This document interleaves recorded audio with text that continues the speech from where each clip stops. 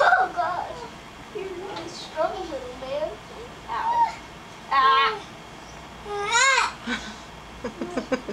Liam is just like this. He tries to play with smells and he pulls hair. Glad Oliver's not like that. Shelby.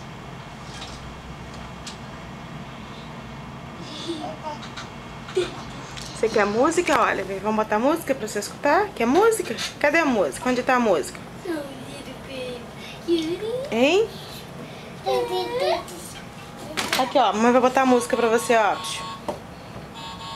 Então depois a mamãe coloca.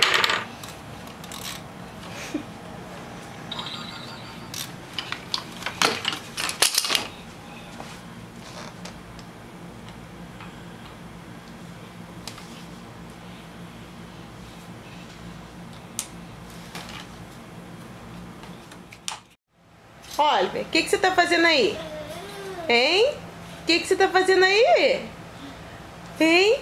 Você quer música? Você quer música? Mamãe vai botar música pra você. Vamos lá, vamos? Vamos lá? Mamãe vai botar música, vem? Vamos? Vamos?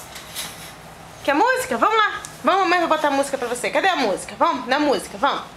Vamos lá. Música? Cadê a música? Corre, corre, corre. Música, música, música. Mas o Oliver tem que dançar. Cadê? Mostra lá pra mamãe. Vai lá. Onde tá? Vamos lá. Vamos lá. Cadê? Cadê a música? Onde tá? Cadê? Aonde? Cadê a música? Tá ali? Então mamãe vai botar a música pra você, tá? Ó. Mamãe quer ver você dançar, hein? Ok? Dançando, hein? Ok? Vai começar. Frosty the Snowman was a jolly happy soul with a corncob pipe and a button nose and two eyes made out of coal. Dança, dança! Frosty the Snowman is a fairy tale, they say. He was made of snow, but the children know how he came to life one day.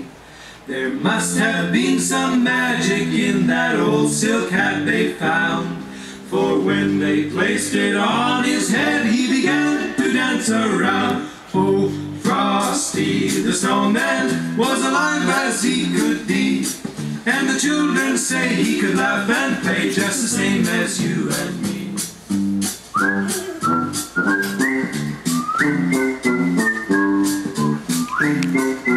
Vai cair! Vamos lá! Dança, dança, dança! Vamos! Cadê a cambalhota? Dá a cambalhota pra mamãe ver. Cambalhota, cambalhota. Cadê? Frosty the Snowman. Cambalhota, cambalhota, cambalhota.